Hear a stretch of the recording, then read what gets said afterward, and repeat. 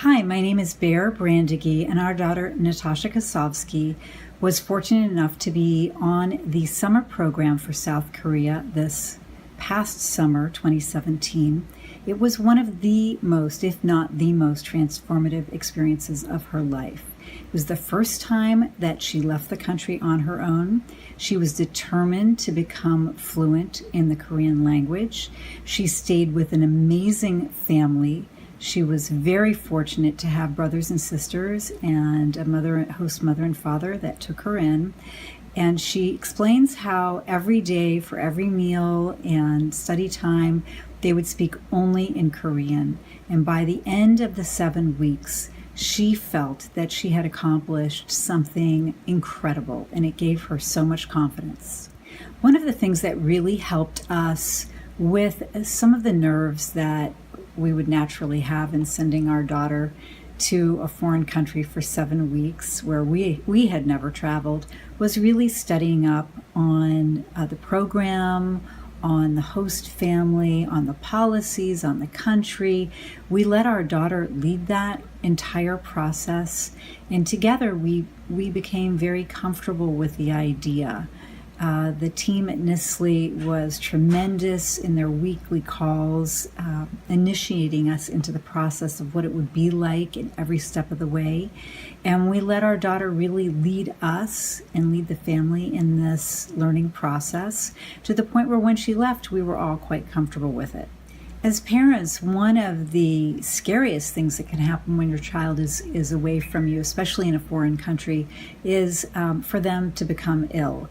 And we had that situation twice, once when she was in transition on her way to Korea, and another time when she was actually with her host family. In both instances, we were incredibly impressed and comforted by the immediate action taken by the family and the NSLI team to make sure that she was taken care of.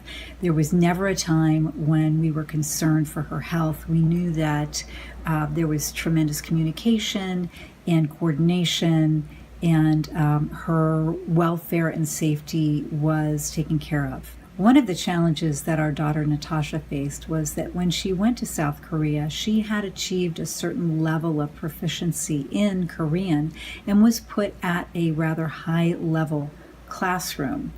And for the first couple of weeks, it was incredibly challenging academically for her. She could understand what was being said, but really struggled to express herself. And she worked very hard and diligently to keep up with the class, and in fact exceeded her own expectations, really learning that putting herself out there and at times looking or feeling foolish, she was able to achieve a competency in the language that was truly beyond her dreams. We were very fortunate that the host family that was selected for our daughter, and I do believe that there is quite a bit of intellect that goes behind the selection, the pairing and fit of the family with the child. Our daughter was tremendously comfortable with her family to the extent that she said she was able to sleep comfortably from the first night on, that she just felt right at home. So I think that is a great comfort for parents who are a little bit nervous about sending their child away, that your child will be able to communicate with the family in advance, and that there truly is a process for making sure that there is a good fit.